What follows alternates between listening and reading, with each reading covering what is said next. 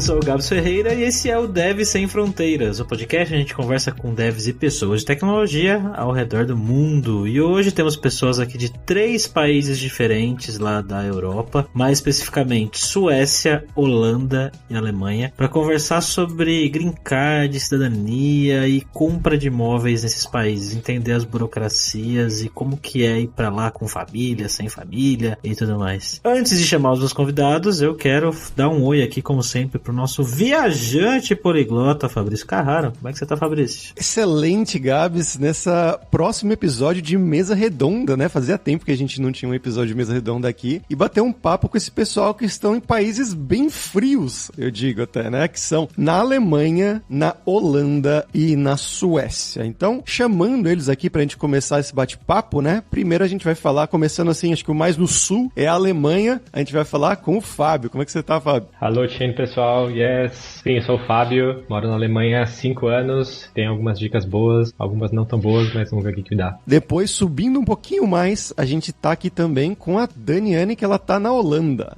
E aí, pessoal, também de volta, obrigada por ter me chamado de novo. E também a gente tá mais pro norte ainda com a Geise lá na Suécia. Oi, gente, eu já tô aqui quase no Polo Norte, né? Não tem sol, só tem frio. A coisa mais clara que você vê são as luzes de Natal e neve. De resto é só escuridão, assim, então tá legal.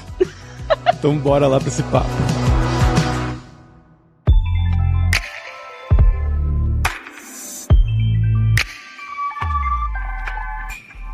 Mas bom, galera, né, pra gente começar aqui falando sobre esses temas, é um tema bem amplo, na verdade. Eu queria que vocês contassem, né, cada um aí, como é que foi o processo pra vocês, né, de visto permanente, no caso, e aí até como que funciona ou funcionaria no futuro um processo de você dar uma entrada na cidadania desse país, né, se há uma possibilidade, se tem alguma dificuldade por ser brasileiro, como é que funciona? Eu vim pra Alemanha com visto de trabalho, com Blue Card.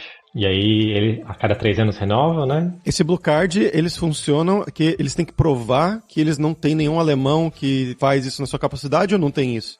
Na verdade, como a Alemanha precisa de muitas pessoas, tem muitos empregos, tem muitas vagas abertas, principalmente em tecnologia, medicina, essas coisas que eles consideram serviços essenciais. Então, eles consideram que são high-skilled workers, funcionários com alto nível de importância, de capacidade. Não é capacidade, mas enfim, bem capacitados, digamos assim. E aí é bem tranquilo vir, porque tem milhares de vagas abertas, você tem que provar que você tem aquela formação, a empresa meio que atua como um sponsor, te ajuda ali no processo do visto, te ajuda com toda a burocracia, basicamente. Então, para a área de TI é relativamente tranquilo, você tendo a formação certa, encontrando a empresa que vai te ajudar no processo, relativamente fácil de conseguir. Quando eu me mudei, acho que entre ter a aprovação da vaga, receber o contrato impresso no Brasil, que ainda fazia-se muita coisa pelo correio, 1 mês eu consegui agendar e já consegui o visto do Blue Card. Pelo menos a autorização para vir para cá, e depois eu peguei o Blue Card quando eu cheguei. Tem algum pré-requisito específico, Fábio? Porque eu tenho um amigo que um tempo atrás ele fez um processo para ir trabalhar em Berlim e no fim das contas ele foi aprovado pela empresa, eles deram entrada do documento e tudo mais, mas aí no meio ele teve um problema, não lembro exatamente o que foi agora, mas ele não era formado, ele não tinha terminado a faculdade e aí deu ruim o processo de visto dele, só porque ele não era formado. Tem algum pré-requisito nesse sentido? Então, eu já ouvi casos similares, pelo que entendi o que acontece, assim, é meio que nem nos Estados Unidos, que para cada X anos que você trabalha, eles meio que valem como 1 ano de faculdade. Então, se você trabalhou por 12 anos, eles equivalem a 4 anos de faculdade, mais ou menos assim. E aí fica mais fácil, você tem mais de 10 anos de experiência, tranquilo. Se você tem 1 ano de experiência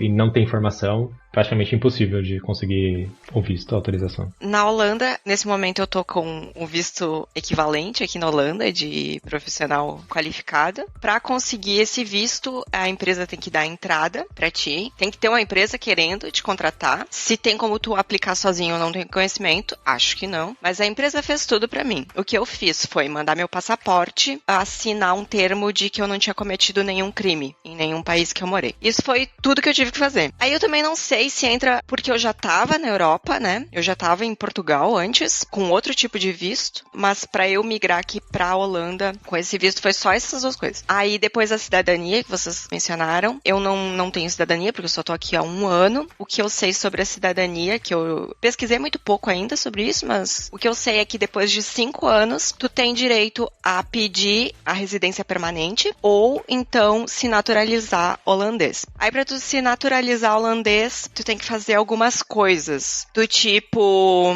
andar de bicicleta sem usar as mãos. Não, mentira. Tu tem que fazer uma prova de integração cultural. Eu não sei o que cai nessa prova, mas na minha cabeça é isso, né? Andar de bicicleta, fazer piada com a Bélgica. Mas enfim, não sei como é que essa prova tem um curso específico pra isso. Tu tem que falar um bom nível de holandês. É difícil. E tem um detalhe que tu tem que abrir mão da tua cidadania anterior. Isso é uma coisa que as pessoas não gostam muito, porque, enfim, eu também não me sinto confortável de abrir mão da minha cidadania brasileira. Mas aí tem meios, né? Tu pode entrar com um advogado pra pedir pra não abrir mão da cidadania. Mas enfim, daqui 5 anos eu vou ver se eu vou me naturalizar holandês pra ter o passaporte, poder votar, entrar na fila dos europeus, escanear, não falar com ninguém no aeroporto, ou se eu vou só pedir o cartão de residência permanente, que daí não precisa ficar renovando, né? Eu não sabia que tinha esse negócio de você ter que dropar uma cidadania pra ter a outra. Eu não sabia que tem isso. Nos outros países tem também, gente?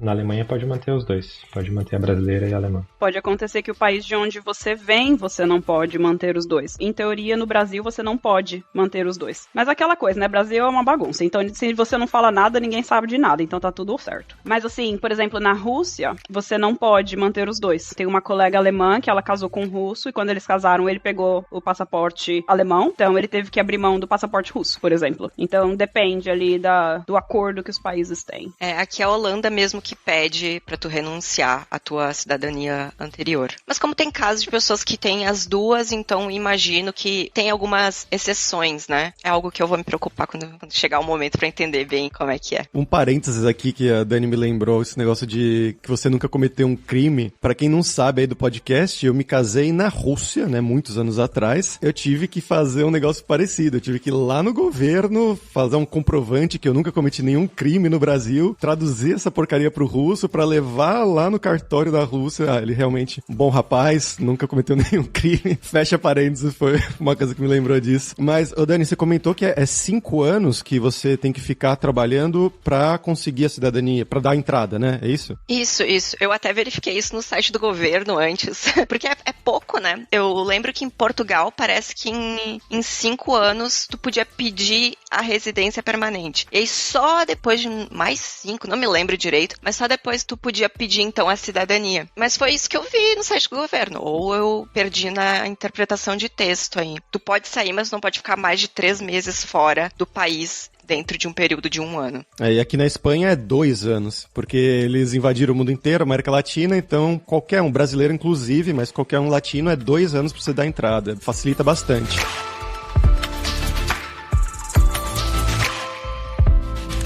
Mas, ô Geise, como é que é o seu visto? Como é que foi a sua história do visto? A minha história eu acho que é um pouco engraçada, porque eu consegui 3 empregos ao mesmo tempo. Desculpa aí.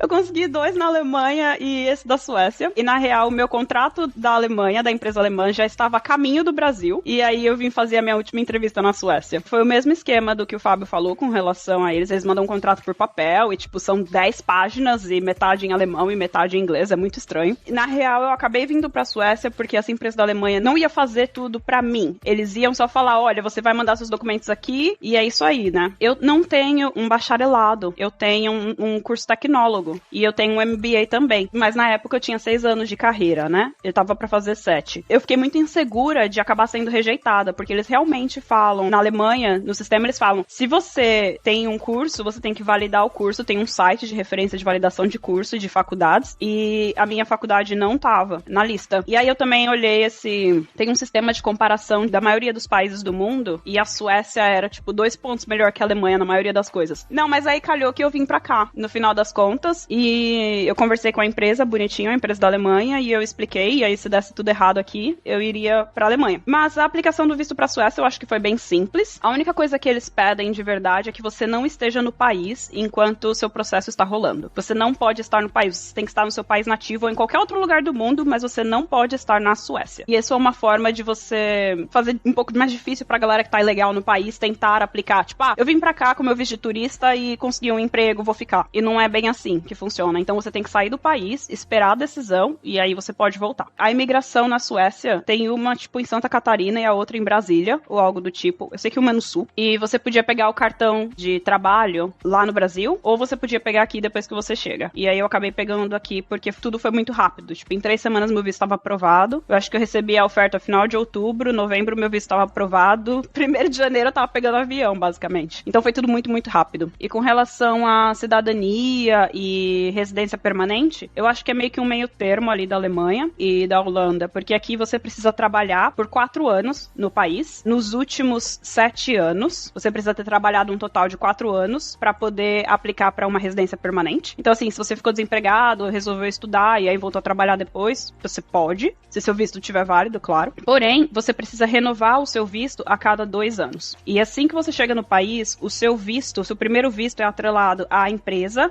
e à sua posição. Aí, se você perder o visto, o que aconteceu comigo, eu fui mandada embora, então você perde o seu visto e você tem 3 meses para arranjar um outro emprego e receber uma nova decisão da imigração. E se você não arranja um emprego, tchau, você tá aqui legal. E se você consegue um emprego, então eles só renovam e você continua aqui de forma normal e aí o seu visto vai ser atrelado à nova empresa e à sua nova posição. Isso foi o que aconteceu comigo. E aí depois de 2 anos, quando você renova o visto de novo, você não está mais atrelado à empresa, mas você está atrelado ao seu cargo. Então você não pode mudar de cargo. Se você mudar de cargo, você tem que aplicar para um novo visto. Eles têm que aprovar sua mudança de cargo, seu novo salário e tudo mais. Tem um salário mínimo também, que é requerido pela imigração. Se alguma empresa tentar te pagar menos do que esse salário mínimo antes de imposto, também você não vai ser aprovado. São muitos detalhes, assim, que tem aqui na Suécia, e esses detalhes eu acho que fazem a burocracia. E é muito importante você estar atento a todas essas coisas, porque aqui, quando você renova o visto, muitas pessoas na Suécia, como aconteceu com a maioria dos empregados do Spotify uns anos atrás, em 2017, eu acho, 2016, muitas pessoas foram mandadas embora depois de estar aqui há 2 anos, porque a empresa não pagou os seguros corretamente, porque a empresa... Tem muita gente que trabalha como consultor, certo? Então, vamos supor, a empresa falou que vai te pagar 30 mil quando você tiver trabalho, mas quando você não tem um trabalho, eles vão te pagar 25 mil. Eu sei de gente que foi deportada por conta disso, porque a pessoa ficou sem trabalhar, estava empregada, mas não estava trabalhando em nenhum cliente por 6 meses, e aí a migração falou assim, não, você recebeu menos do que a gente aprovou você a receber, tchau. E assim, claro que você pode recorrer, mas aí você tem que falar com sindicato, você tem que ser membro de sindicato, e todas essas coisas. Então assim, eu acho que o medo de ser deportado aqui na Suécia é muito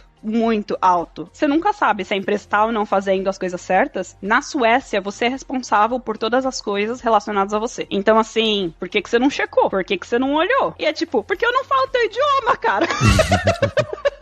Mas tem essas tretas, e assim, quando você quer ligar nos sistemas ou de agência ou migração, ou você acha alguém no seu trabalho que fala sueco pra ligar por você, porque se você for tentar no inglês, vai demorar horas pra te atenderem. Tem tudo em inglês. Claro que você vive aqui e fala tudo em inglês, mas demora muito. Ok, vamos supor que tudo deu certo, você renovou seu visto lá, 4 anos na Suécia, lindo. Aí você pode aplicar pra sua residência permanente, e você precisa salvar todos os seus olerites dos 4 anos que você esteve na Suécia. Todos os seus olerites você precisa mandar. Você precisa mandar todas as suas declarações de imposto de renda. Você precisa mandar todas as informações sobre a sua moradia, os seus custos de moradia. Você precisa, tipo, quase mandar uma amostra do seu cocô também, sabe? Só pros caras fazerem um teste. Eu acabei de mandar a papelada, porque mês que vem eu vou fazer 4 anos aqui de Suécia. E aí, quando você completa 5 anos, se você já fez a aplicação de residência permanente, você pode aplicar pra cidadania. Você não tem que deixar nada, você não tem que deixar a brasileira, por exemplo. Em teoria você tem, porque o Brasil não aceita você ter dupla cidadania se não for de herança, mas aí a ideia é, se você resolveu ter uma cidadania fora do Brasil por conta própria, você escolheu ter, você deveria notificar o Brasil e falar, olha, eu apliquei pra essa cidadania. Da última vez que eu li era isso, tá, gente? Pode ser que tudo tenha mudado aí, que esse bolso bosta. E aí você tem que informar o Brasil, tipo, olha, peguei uma cidadania nova aqui, não pertenço a vocês, mas eu não vou fazer isso não.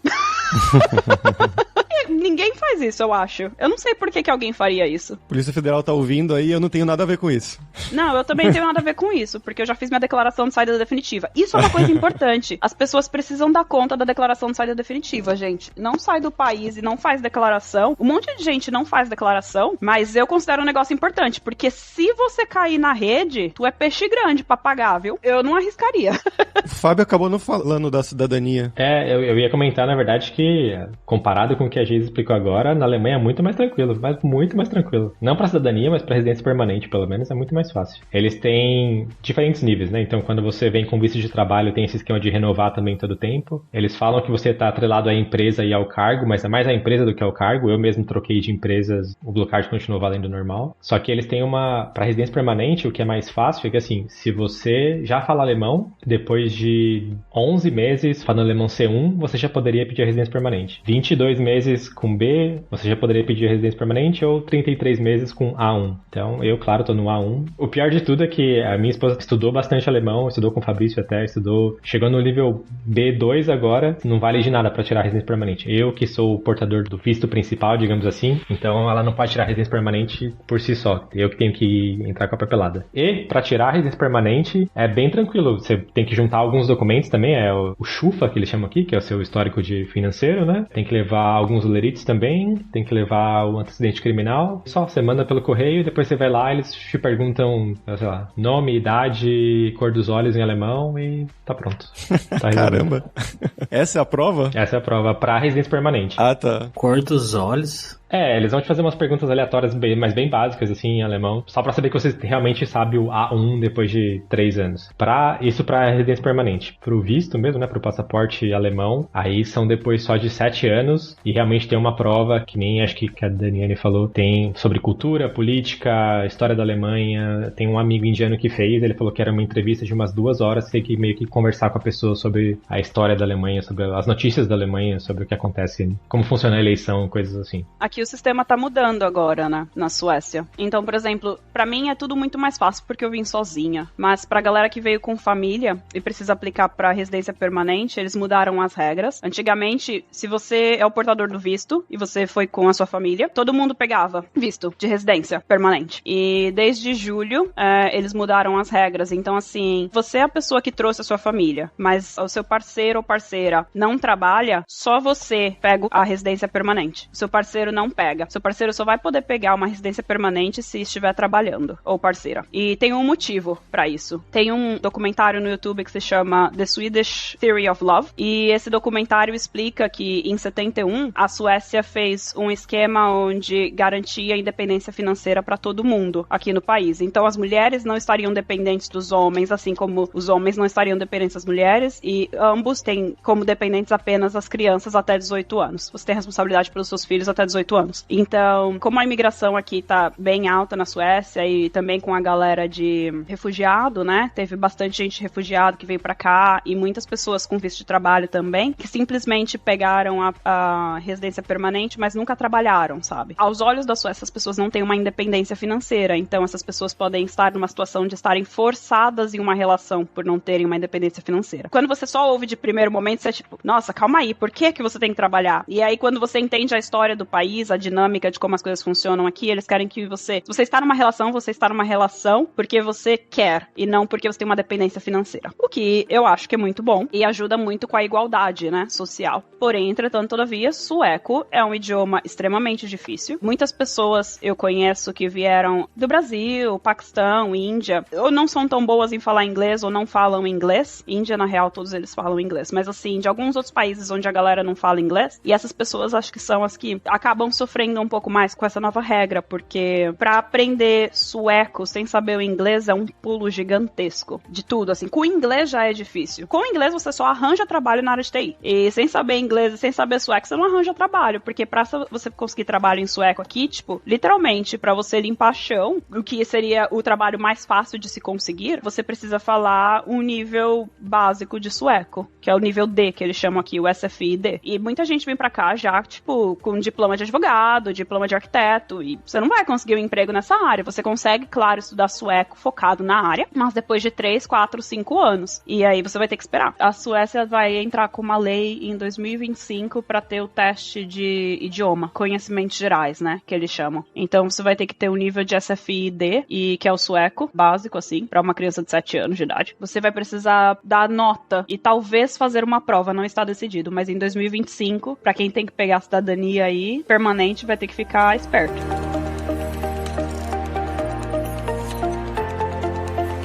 Pessoal, mudando agora um pouco desse papo de visto, né, de cidadania, queria falar um pouco de compra de imóveis, né, que a gente tem um pessoal aqui que já comprou imóveis em seus respectivos países. Pode começar falando de aluguel, né, primeiro como é que funciona de aluguel, se você faz geralmente com proprietário ou com imobiliária, como é que funciona nos países de vocês, e depois a compra mesmo, né, como é que é o processo, a checagem que eles fazem, né, do background, financiamento, como é que funciona essas coisas? Bom, do aluguel, vou fazer comparações aqui, então, Portugal e Holanda. Em Portugal, quando a gente chegou, tinha muita gente chegando, né? Então a gente acabou alugando direto com a proprietária do apartamento. Foi bem difícil de conseguir, eu ouvi muitas coisas chatas, assim, na minha cara, que não alugo para brasileiro. E aí a gente conseguiu essa pessoa que nos aceitou, né? Porém, fizemos um contrato de 2 anos. A gente teve que dar a primeira parcela do aluguel, né? Vamos dizer assim, o primeiro mês. Os 6 meses últimos,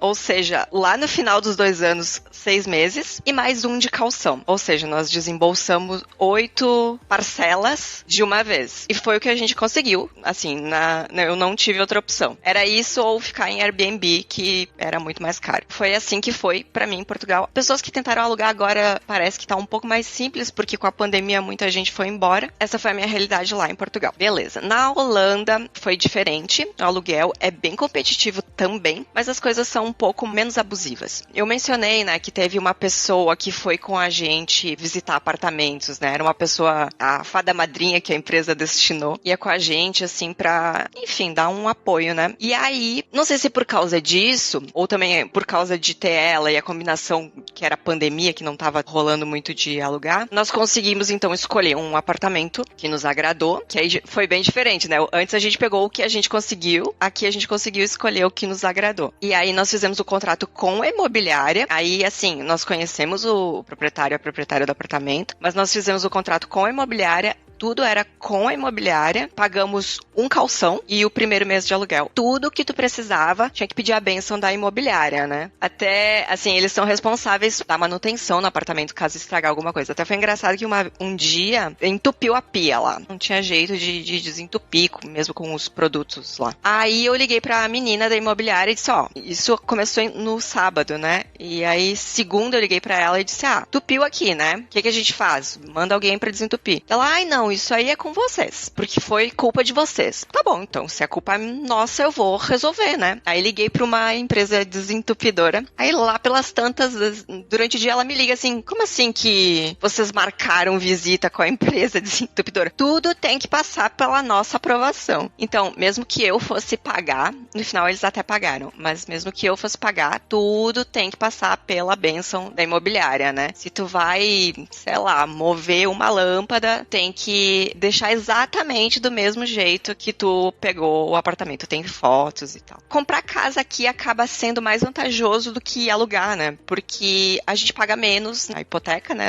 Na prestação da casa, do que a gente pagava de aluguel. E a casa é nossa, então é um investimento, né? Então na casa é assim. Primeiro tu vai fazer uma pesquisa, tu tem um mortgage advisor, e aí tu tem que ir lá fazer uma pesquisa para eles verem como é que é a tua situação financeira. Eles vão estudar ali e vão te dar, mais ou menos a gente acha que tu consegue tanto de hipoteca, de empréstimo. Então todo mundo já começa com crédito, né? A gente não tem que construir crédito como é nos Estados Unidos, por exemplo. Tu começa no 100% e se tu não pagar coisas, daí teu score vai diminuindo, né? Então, em teoria, todo mundo que tem um contrato por tempo indeterminado, porque esse é um outro detalhe, muita gente tem contrato de 1 ano ou 2 anos. Quem tem contrato por tempo indeterminado, em teoria, consegue a aprovação da hipoteca. Ok, Tu vai fazer a pesquisa com essa pessoa, com o Mortgage Advisor, é obrigatório. Inclusive, eu não tô dando conselho aqui, tá? Eu tô contando como é que foi pra mim, porque é ilegal eu dar conselhos sobre hipoteca. Só tô contando como foi. Aí depois que tu falar com essa pessoa, tu vai lá pro site e procura imóvel. E aí, enfim, reza, faz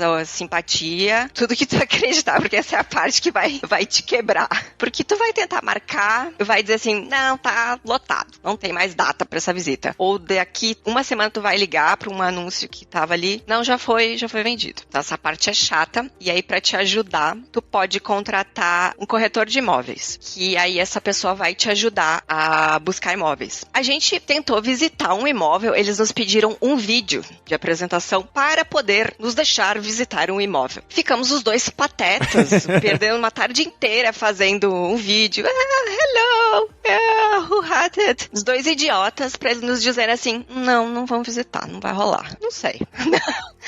Nossa, sério, a gente gastou uma tarde fazendo aquele vídeo e não rolou nem de visitar. Aí contratamos, então, o corretor. Esse corretor tinha pacotes, né? Pacotes que tu ligava e eles só iam acompanhar na visita. A gente disse, não, quero o maior pacote que tem aí, porque eu não quero me incomodar, né? A diferença de preço não era tão grande e tu só paga depois que comprar a casa. A gente via as casas que a gente gostava. Todo dia de manhã a gente botou lá pra receber os e-mails com as atualizações. As casas que a gente gostava, a gente dizia, marca a visita. Eles marcavam, a gente ia lá ver as casas. Era uma coisa muito rápida, assim, 15 minutos pra decidir a maior dívida da tua vida, né? E aí depois a gente dizia quer, não quer, e aí o corretor nos dava um aconselhamento. Depois que o corretor dá esse aconselhamento, a gente vê, vamos fazer uma oferta ou não. As casas têm um preço anunciado. Tu não compra a casa pelo preço anunciado. Tu tem que fazer um overbid. Então tu sempre dá uma oferta que geralmente é assim, uns 10% a mais do preço anunciado. A mais? Eu achei que fosse a menos, que você ia negociar, barganhar ali. Jamais. Aí tu vai fazer ali a tua oferta e aí eles vão te dizer aceitou ou não aceitou. Nós fizemos ofertas em 2 casas antes de conseguir essa e não aceitaram. Por quê? Não sei. É estranho. Não sei se eu posso falar isso também. Mas assim, eu senti que tem ali uma coisa da amizade, sabe?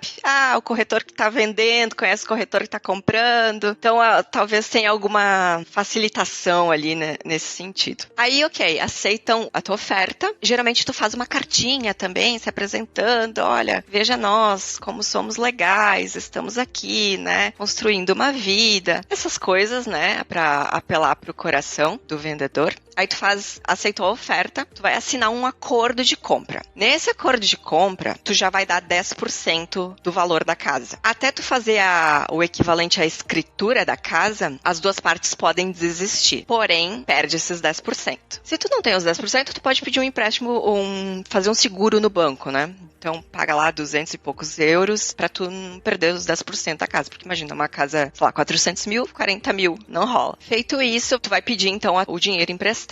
Tem uma questão ali que se a casa era 400 e tu deu uma oferta, sei lá, tu diz que paga 600 pra conseguir a casa. Esses 200 pode ser que o banco não aprove. Porque o banco vai e faz um evaluation report que ele diz, esse é o preço que essa casa vale. E ele vai te emprestar no máximo aquilo ali. Ok? Aí tu tem a hipoteca aprovada, e aí sim, no dia que tu acordou lá com os vendedores, tu vai lá no cartório, equivalente ao cartório, né, e assina a escritura. Isso pode ser, sei lá, daqui 6 meses do acordo de compra, daqui 1 ano, e só aí que, então, tu tem que pagar as tuas custas, que isso tu não pode pedir empréstimo, as custas do processo todo vai girar em torno de uns 20 e poucos mil euros, isso tu tem que ter. O teu overbid, se tu pediu mais e o banco não te der, e depois tu só vai pagando a tua hipoteca. Pera, eu tenho uma pergunta. Você falou 400 mil euros? O poder de compra aí é muito alto com a moeda, né? Depende. Não, eu comparei aqui com a Suécia. É tipo, mano, isso é muito dinheiro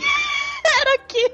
Assim, o que eu vi que tem casas e apartamentos que parte assim dos 250, mais ou menos. E aí tu tem 30 anos pra pagar, né? A prestação não fica alta, fica menor que o aluguel.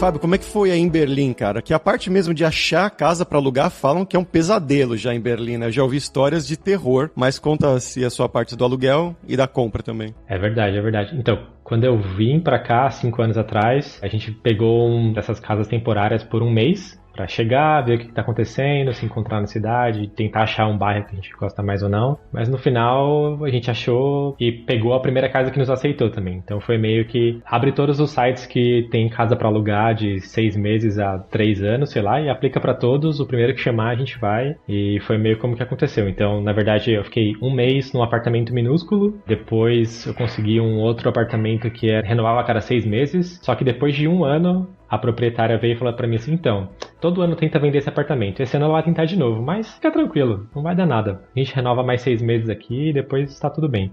No final de 1 ano, ela realmente vendeu o apartamento para outra pessoa. Eu nem tava pensando em comprar ainda, nem tinha condições também de comprar naquela época. Mas ela acabou vendendo, eu tive que sair desesperado para achar um outro apartamento. E aí, do mesmo jeito, começamos a aplicar em todos esses sites. Apartamento imobiliado, apartamento sem mobília, não importava mais. Para tentar se mudar o mais rápido possível e não ficar homeless aqui na Alemanha. O que você falou é verdade, a Berlim é bem gentrificada. Então, todo esse pessoal de TI que vem para cá faz subir os preços demais.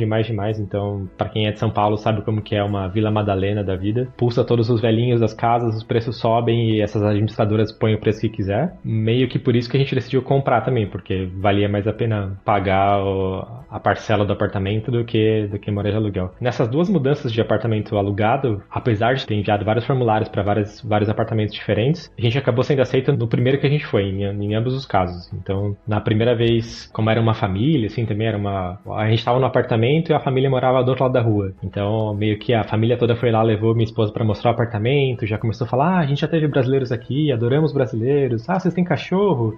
Pode deixar que meus filhos brincam com seu cachorro, foram bem legais. Ficaria lá até hoje se pudesse, porque eles eram muito legais mesmo. E no segundo foi já numa empresa chamada Aquilius, que nem existe mais, ela foi comprada por uma outra empresa agora alemã, mas que já elas, assim, compra todos os apartamentos possíveis e imagináveis na cidade, renovam um pouquinho, assim, dá uma mascarada nessa cara antiga do apartamento de Berlim e põe o preço lá em cima. Então o aluguel no centro, vai dentro do ring, que seria a parte mais central da cidade, 2 Zimmers, né, que seria só a sala e o quarto, é no mínimo 1.200 euros, é bem caro. E aí quando a gente foi ver, pra comprar, meio que a parcela dava na mesma, dava em volta de 1.000 e poucos euros. O preço dos apartamentos é em torno também, tem de 300 mil e o céu é o limite, então 200, 300, 400, eu já vi de 900, 1.000, 1,5 milhão aqui na região, assim, do outro lado da rua, só porque é mais novinho, ou apartamentos que foram construídos do zero e tal. Eu ia perguntar com quem que vocês pegam o financiamento. Eu imagino que com o banco, obviamente, mas tem tipo a caixa aí da Alemanha e dos Osfez. Então, eu ia até falar pra Dani aqui que, pessoal, vem pra Alemanha que é muito mais fácil, muito mais tranquilo. O processo é demorado, mas o suporte é muito melhor. Então, quando a gente decidiu sair dessa jornada de pagar aluguel pra comprar casa, eu fui tentar me informar ali, fazer umas simulações pra ver quanto que saía, quanto que custava. Tem esse mesmo esquema que a Dani falou, que é o apartamento custa 400 mil, mas você não tem que dar um bid maior, você paga mesmo os 400 mil, mas tem muitas taxas, então sai meio que 450, 460, dependendo do estado que você tá. Cada Berlim, acho que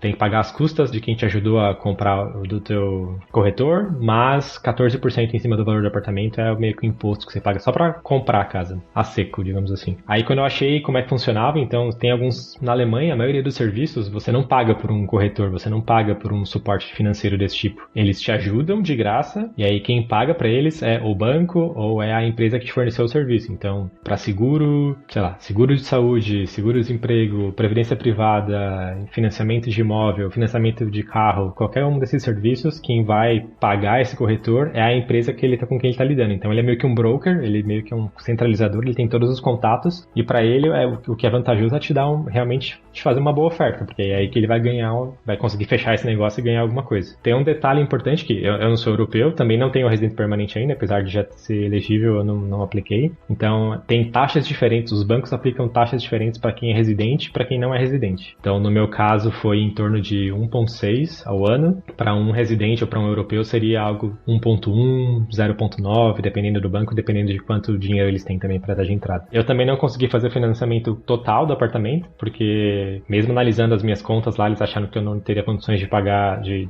financiar o apartamento todo, então eu financiei 80%. Também é uma condição para quem não é residente, então os 20% a mais eu tive que pagar do bolso. Era o down payment, né, o pagamento inicial para aceitar o processo. Então, e como que foi o processo em si de achar o apartamento, né? A gente também, no primeiro que veio uma corretora com a gente, mostrou o apartamento, a gente deu uma olhadinha por conta, assim, meio que tentou checar janela, vidro, eletricidade, água, assim, tudo caído na nossa mão. Perguntei para ela mais ou menos como que era o processo, pedi ajuda para me indicar um corretor. Também acho que ela tinha um contatinho ali, ela tinha um amigo mais próximo que ia facilitar as coisas para ela. Ela foi muito legal, porque ela explicou todo o processo. Esse contato dela, no final das contas, não funcionou, mas ela tinha um outro contato que funcionou, era uma empresa bem maior, já era um banco mesmo, que sentou comigo, me ajudou com toda a documentação, me mostrou as tarifas, me ajudou a conseguir um benefício como se fosse o da Caixa. Imagina que o apartamento é 500 mil, e eu não tenho o dinheiro todo, mas eu sou elegível também a ter essa assistência do governo, e tem um limite de 100 mil euros que eu posso pegar, que tem uma taxa de juros muito menor. Então ele conseguiu que o meu 1,6 de taxa de juros caísse para 1,4, porque combinando a taxa de juros do banco com esse incentivo do governo, dava para dar uma diminuída no valor da parcela. Então a assistência foi bem legal. O que demorou é o processo. Então tem que dar uma procuração para um advogado, porque o advogado tem que ir no cartório e assinar as coisas para você. No cartório, alguém vai ler lá o contrato da casa em alemão por 2 horas e essa pessoa que vai ter que ficar lá ouvindo. Eu não fui, graças a Deus, fiquei em casa, só recebi depois o ok. Tem vários documentos que você tem que assinar e tem que ter a ajuda de um advogado. Então mesmo a advogada, ela só me cobrou no final. A advogada eu tive que pagar por conta, mas eu tive que pagar no final. Um detalhe interessante é que não dá para financiar por mais de 20 anos. O meu financiamento, por exemplo, é de 15 anos, e aí quando chegar nos 15 anos, o que tiver faltando eu tenho que meio que quitar. Então eles me dão a parcela é baixa, mas eu tenho 15 anos para juntar dinheiro e ou refinanciar ou quitar o resto que falta. Foi mais ou menos esse processo. Em questão de auxílio, foi muito tranquilo. Então, o auxílio da corretora, o auxílio do finance broker e o auxílio da advogada foram tranquilos. Assim, eu tinha só a ansiedade de esperar os documentos chegarem, mas eu não tive que fazer muita coisa. E demorou a gente assinou que queria comprar em abril, só foi sair realmente no notary lá, no cartório que estava no nosso nome, em janeiro do outro ano. Então, demorou um tempo, mas eu não tive trabalho quase que nenhum. Como é que era para vocês visitarem os apartamentos, assim? Vocês viam na internet, diziam, quero esse, vocês conseguiam visitar todos? Vocês conseguiram realmente escolher, assim, o primeiro? Vocês tiveram que fazer oferta em mais de um? Então, no aluguel a gente chegou a visitar mais de um, na compra nós vimos um, aí saímos do apartamento falando, caramba, que legal, o lugar é legal, e agora? Vamos comprar ou não vamos? Ficamos pensando, eu perguntei pra mulher, tem mais alguém interessado? Ela falou que não, e ela falou, então só preenche isso daqui e já que eu vou dar entrada no processo, você tem que me dar 2 mil euros de calção ou de seguro para garantir que o apartamento é seu, e enfim, foi bem tranquilo. Eu tenho a impressão que é efeito da gentrificação, né? Então, tem vários apartamentos no centro da cidade que estão sendo renovados, e aí, ou eles vão ser renovados para ser alugados, ou eles vão ser renovados para ser vendidos, então eu peguei essa onda e consegui um relativamente ok. E Geise, você comprou casa já? Sim, comprei um apartamento. Um apertamento. Conta pra gente aí como é que é dessa questão do aluguel, né? E da compra. A Suécia tem relativamente preços muito diferentes se você tá em Estocolmo, perto de Estocolmo ou no meio da neve. É assim que você define as coisas aqui. Então, quando eu vim, você tinha um site, eu tive que colocar um anúncio pra falar que eu queria alugar um apartamento no Brasil, quando eu estava lá, e a empresa aqui pagou o meu anúncio, porque eu não conseguia pagar pelo Brasil. As pessoas que ficaram interessadas no meu perfil me contataram e mostraram o apartamento que eles tinham, por exemplo. E aí, às vezes era só, tipo, em casa, eles tinham na parte de baixo alguma coisa, assim, uma casinha extra, ou às vezes era um apartamento, e aí era aluguel, a maioria deles era um aluguel de segunda mão. Aluguel de primeira mão aqui, você tem que ficar, tipo, 20 ou mais anos na fila pra poder alugar direto, de primeira mão, porque aqui o mercado imobiliário na Suécia é uma loucura. Recomendo fazer uma pesquisa sobre mercado imobiliário em Estocolmo. Tipo, chega a ser 70 vezes mais caro do que em outras partes da Suécia, assim. É bizarro. E eu dei meio que sorte, porque como eu coloquei o anúncio antes, não sorte, né? Eu acho que eu já falei no outro podcast, se você é desenvolvedor, você tem um privilégio do caramba aqui. Primeiro que o seu salário é mais alto do que o da média. Todo mundo sabe o quão importante você é pro país. Se você colocou que você é desenvolvedor no seu perfil, provavelmente você vai conseguir mais ofertas do que uma pessoa que tá aqui procurando emprego, por exemplo, ou que tá estudando. Então eu consegui, acho que uns 5 lugares pra olhar. E aí quando eu me mudei, eu fiquei um mês morando com um amigo meu, brasileiro também. Então eu fiquei no apartamento dele, e aí eu pude olhar os apartamentos. E aí eu acabei alugando um apartamento, até que, ok, assim, eu moro sozinha, né? Então eu paguei 10 mil coroas pelo apartamento, foi super barato. E era perto do metrô, 20 minutos da cidade, assim, de metrô, então foi super, super barato. Tem gente que ganha 10 mil coroas de salário. Mas no Brasil seria o mesmo que pagar, tipo, R$1.000 de aluguel com aquele salário de 4 mil, como a gente conversou no outro podcast, sabe? Então você pagar R$1.000 de aluguel com salário de 4 mil é 25% do seu salário, antes de taxa. Então você tem que pensar nisso também, a proporção do preço das coisas. A parte boa é que você não paga gás, você não paga... Geralmente quando você aluga, a eletricidade já tá inclusa. Muitos apartamentos já vêm com mobília. Internet geralmente tá incluso. Tipo, tudo é incluso, sabe? Então é só o pacotinho ali, você paga, tudo bonitinho. Quando eu decidi, tipo, ok, eu quero comprar um apartamento, eu já tava fazendo uma poupancinha, mas aí eu perdi o emprego, então foi meio que, tipo, problemático com essa época aí. Mas eu guardei dinheiro o máximo que eu podia, no limite que eu podia, porque eu queria muito comprar um apartamento, né? E quando você é uma pessoa só trabalhando, pagando todas as contas e dando com tudo, é muito mais difícil do que quando você é um casal, com 2 pessoas trabalhando. 2 anos... o que, 8 meses pra eu conseguir juntar dinheiro suficiente pra comprar um apartamento, numa localização ok. Eu não moro em Estocolmo, eu moro, tipo, no ABC de Estocolmo, porque a gente não pode abandonar o ABC, né, gente? Mas qual deles? É o A, o B, o C ou o D? Qual que era o mais chique? Era São Bernardo ou era Santo André? É São Caetano é mais chique. Não era Santo André? Tinha 2 shoppings em Santo André, tinha São Caetano é mais chique, era mó rolê. Santo André Faz uma no meio. comparação pra quem não é de São Paulo entender, gente, eu não tô entendendo nada que vocês estão falando. Mas ok, então, tipo, acho que seria o mais chicoso, assim, do ABC ali. Eu acho que eu moro ali naquela divisa de Santo André com São Bernardo, sabe? Porque eu moro bem no meio, então, assim, eu ando 20 minutos pra qualquer direção e eu tô em um bairro diferente do ABC, assim. É muito legal. E aí eu troquei de aluguel. E eu acabei pegando um aluguel pela metade do tamanho, melhor localizado, mas aí eu pagava, tipo, 9 mil coroas. 1.000 coroas a menos, mas era metade do tamanho.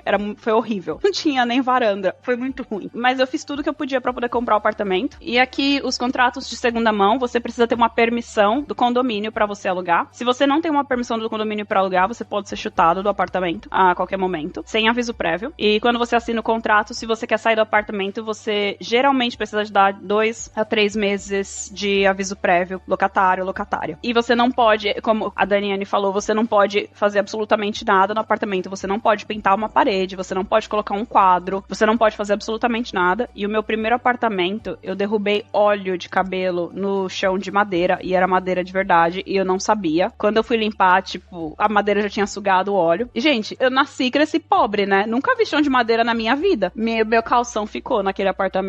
E eu lembro que a mulher pegou e falou assim, você vai ter que pagar. Eu falei, quanto que fica pra trocar só essa parte? Ela falou, não é só essa parte, você vai ter que pagar a sala inteira, 14 mil coroas. E eu falei, não. Ela ficou lá com as 5 mil coroas de grana e foi isso aí. E aí eu descobri que você não pode derrubar óleo no chão de madeira. Então fica aí o ensinamento pra vocês, gente. Esse vai ser o nome do episódio. Será que pode derrubar óleo no chão de madeira na Suécia? Gente, você não pode fazer nada na Suécia. Qualquer coisa que você paga. E quando você aluga um apartamento, você precisa ter seguro de aluguel. Então, assim, o dono vai ter o seguro de dono, mas se, vamos supor, o apartamento... Você colocou o apartamento, fogo no apartamento, você vai arcar com os custos. Se você não fez um seguro pro apartamento, você vai ter que pagar. Super legal. Porque quando você chega aqui, você não sabe dessas coisas, né? Ninguém te fala. Então, o primeiro apartamento que eu tinha na real já tinha o seguro incluso, mas aí o segundo eu soube que eu tinha que fazer. Então foi bem legal. Pra comprar, eu acho que aqui a Suécia, ela é bem simples com a questão financeira, você não precisa de um advogado, nada do tipo. Tudo que você precisa é 15% em dinheiro do valor que você pretende pagar no apartamento. E quando eu falo pretende pagar no apartamento, é porque você nunca sabe o quanto você vai pagar no apartamento. E essa é a parte legal. Porque, pelo que eu entendi aí na Alemanha e na Holanda, você só fala, tipo, olha, essa aqui é minha oferta e é isso, né? Não fica vai e volta. Aqui na Suécia é leilão. Então você tem o preço inicial e você vai participar de um leilão se você gostar do apartamento. Então, assim, o que acontece? Você tem uns 15% de dinheiro, aí você imagina, tipo, ok, eu posso pagar 2 milhões no apartamento. E aqui são milhões, porque estou em Estocolmo. Se você estivesse no norte da Suécia, onde agora vai ter, tipo, 1,5 metro de gelo, você pagaria, tipo, 100, 200 mil numa casa. Aqui você pagaria mínimo 1 milhão por um apartamento ovo e, tipo, 2 milhões por um apartamento pequeno. 200 mil euros. Tá mais barato aí que os 400 mil que eles falaram lá. Tá mais barato, viu? Por que eu me assustei quando eu vi quando eles falaram os preços? Calma que eu tô falando de uma casa com varanda, 3 andares, 5 quartos, às vezes é mais ou menos perto do centro, né? Não, mas aqui em Barcelona, por exemplo, um preço normal, assim, normalíssimo é 300 mil euros. É a média, assim, na verdade. Um apartamento de 2 quartos, vamos dizer. Tipo, a casa, se você parar pra pensar que você pegou uma casa perto do centro por esse preço, é bem barata. Aqui na Suécia, se você fosse pegar uma casa, você pagaria, tipo, tem apartamentos, eu sei de apartamentos que custaram 8 milhões, e é um apartamento de, tipo, 105 metros quadrados. Custou 8 milhões. A casa aqui, você pode imaginar o quanto custa, né? Sem contar que aqui, quando você compra a casa, você paga todos os custos da casa, então sai muito mais caro. Enquanto você compra um apartamento e geralmente você, no preço do condomínio, vem incluso várias coisas. Então, no meu vem incluso internet, televisão, eu só pago eletricidade e água quente, mas aquecimento tá incluso, água gelada tá incluso, água fria, né, tá incluso.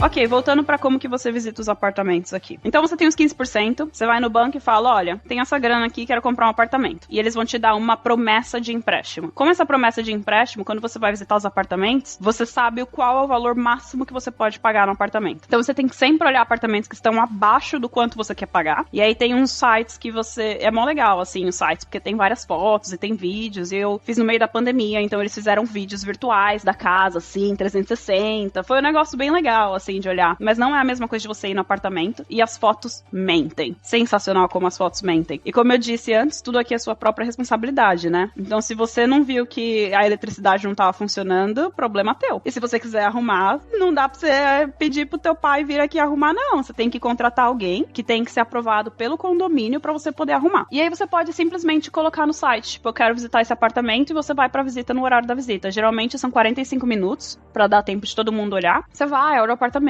abre as janelas, portas, essas coisas todas. No final, você dá o seu número de telefone, se você tem interesse ou não. Ou na entrada, você dá o número de telefone e depois o corretor vai te ligar pra perguntar se você tem interesse ou não. Aqui, você não paga pelo corretor para achar um apartamento pra você. Todos os apartamentos têm 1 ou 2 corretores responsáveis pelo apartamento, e o corretor é só o mediador entre você e os vendedores. Mas, tipo, os vendedores são as pessoas que pagam pelo serviço, não é você. O que é muito legal. Se você falar, tipo, ok, tô interessado, eles vão falar, então, esse aqui é o preço inicial. Aí você pode dar o lance de 10 em 10 no mínimo. Então é de 10 mil em 10 mil os lances. 10 mil em 10 mil, isso aí são vários aluguéis, né?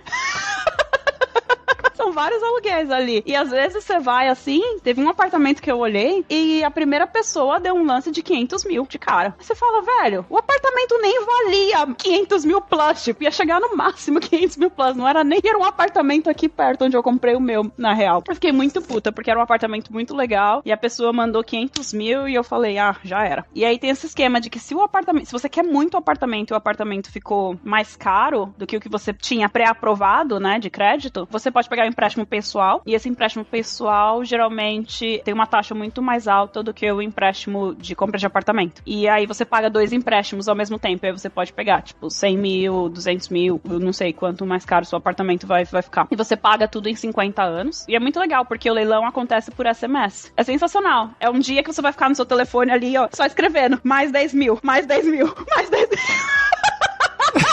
Gente, é muito bizarro. E geralmente você tá em vários leilões ao mesmo tempo e você já nem lembra mais em qual leilão que você tá dando bid. Tipo, você só tá ali que nem uma louca dando 10 mil pra tudo quanto é apartamento pra ver se você pega um. E às vezes, assim, quando o corretor ou a corretora, eles vêm, tipo, você parou de dar um bid, porque todo mundo recebe um número, né? Então você é um número na conversa, ninguém sabe quem você é. E aí o corretor ou a corretora te liga e fala, você quer continuar ou você vai parar? Porque aí eles começam a tirar o nome da galera da lista. E o meu apartamento, esse que eu comprei, foi muito engraçado, porque eu amei o apartamento antes, e tem a possibilidade, às vezes, de você conseguir comprar antes das pessoas virem visitar. E eu tentei comprar antes das pessoas visitarem. E aí eles falaram assim, não, a gente quer ir pro bid. Falei, beleza. Vim, olhei o apartamento era exatamente o que eu queria, e aí a gente foi pro bid. A moça falou, você tá interessada? Eu falei, tô, mas eu vou esperar alguém dar um lance primeiro. Beleza, alguém deu um lance, aí uma outra pessoa deu lance, aí eu dei o lance, que eu falei, eu queria ser o número 3. Porque todas as vezes eu não era o número 3 a dar lance, e eu perdi os lances. Eu queria ser ser o número 3 dessa vez. Foi muito bizarro, porque eu acho que eu dei um pouco de sorte, já que eu dava os lances no final da noite e ninguém dava lance e as pessoas estavam dando lances bem espaçados, tipo de 4 horas. E geralmente os lances vêm, tipo, durante 1 minuto você pega 5, 6 lances, durante 1 minuto. As pessoas são muito rápidas de dar lance, assim. E aí no último dia eu fiquei muito estressada, depois de 3 dias dando lance. 3 dias dando lance no apartamento. Depois de 3 dias dando lance, eu falei assim,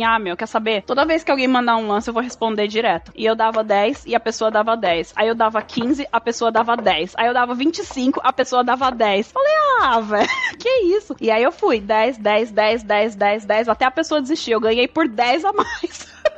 O meu apartamento. E aí, tipo, é muito rápido. O corretor te liga e fala, olha, a outra pessoa desistiu, você quer um apartamento? Quero. Ok, vem assinar o contrato às 6 da noite. E isso é tipo 4 da tarde. Vem assinar o contrato. Aí eu vou, assino o contrato. Porém, eu tive ajuda em algumas partes com o pai do meu namorado. Ele é bem experiente, assim, né? Meu, o cara é turco, então o cara sabe negociar. Aí ele ligou pra corretora e perguntou várias coisas sobre o apartamento pra garantir que eu não estava comprando um apartamento problemático. E eu nem sabia que ele tinha ligado. Ele ligou por conta própria mesmo. Fui lá, assinei o apartamento. Tá bom, você faz a transferência de 10% quando você assina o apartamento. E no dia que você pega as chaves, você faz a transferência dos outros 5%, né? Que eram 15%. E o banco deposita o empréstimo pra você na sua conta bancária e gera o débito. E aí você começa a pagar. E as taxas aqui são bem baixas também. Não tão baixas quanto as da Alemanha. Mas elas ficam em torno de, tipo, 1,18 pra 2,5. Porque você precisa ter um contrato de trabalho válido, né? Que não vai vencer, não aqueles contratos certinhos que vão vencer nem nada. Se você não tem um contrato de trabalho, ou se você é só uma pessoa, os bancos podem não aprovar. Vocês não acham que você ganha o suficiente? Eu acho que foi essa a história, assim. É bem louco aqui com a questão do bidding. E eu vou te falar, eu olhei 28 diferentes apartamentos num período de 2 meses. 28. Eu tenho um gráfico e eu dava nota pros apartamentos. Eu tenho uma planilha, eu tenho tudo montado, assim. E aí todas as pessoas aqui que vão comprar apartamento, eu mando minha planilha para as pessoas poderem só autocompletar e elas vão ter os gráficos de qual apartamento comprar. Você vai disponibilizar essa planilha pra gente ver? Eu posso disponibilizar uma cópia por conta dos preços, mas eu posso disponibilizar uma cópia com os links do site se as pessoas estiverem curiosas, assim. Só pra gente ver, fiquei curioso mesmo.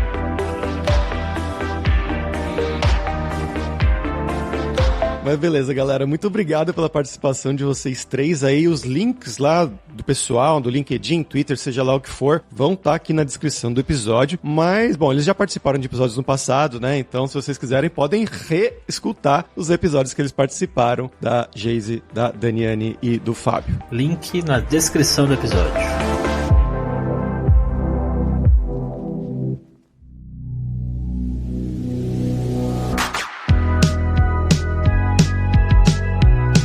Pessoal, por hoje é isso. E hoje, como foram 3 países, vão ser 3 obrigados. Primeiro, Dankeschön em alemão, Dankjewel em holandês e Tack em sueco pela sua audiência. E se você gosta do Dev Sem Fronteiras, recomende para 5 amigos, dá 5 estrelas pra gente na Apple, segue a gente no Spotify pra nossa comunidade crescer sempre cada vez mais. E não deixe de conhecer a Alura Língua pra você reforçar o seu inglês e o seu espanhol e dar aquela força, tanto no seu currículo quanto na sua vida profissional. Todo mundo mencionando aqui, né, nesse episódio, não foi sobre uma carreira, mas falaram muito bem de como o inglês é essencial pra você conseguir viver sem falar o idioma nativo dos países, né? E a gente tem também o curso novo Inglês pra Devs, que é focado em você, desenvolvedor, desenvolvedora, que quer trabalhar ou fora do país ou no Brasil trabalhando pra fora, focado nesse vocabulário técnico da área de TI. E só lembrando que o ouvinte do Dev Sem Fronteiras tem 10% de desconto em todos os planos. Então vai lá em aluralingua.com.br/promoção/Dev Sem Fronteiras e comece a estudar com a gente hoje mesmo. Além também, é claro, da alura.com.br, que tem mais de 1.200 cursos de tecnologia, principalmente na área de programação. Então vai ter cursos das tecnologias que todo esse pessoal aí trabalha, que eles já falaram mais nos outros episódios específicos deles, mas tem também curso de como você criar o seu currículo em inglês ou em espanhol para mandar pro exterior, então com certeza vai ter o curso para você. E se você curtiu as músicas de abertura e fechamento, você quer uma trilha original pro seu podcast, pro seu vídeo, seja lá o que for, você pode contatar o nosso Rick Produtor. O e-mail dele é producer.rickster@gmail.com. Então, pessoal, até a próxima quarta-feira com uma nova aventura em um novo país. Tchau, tchau!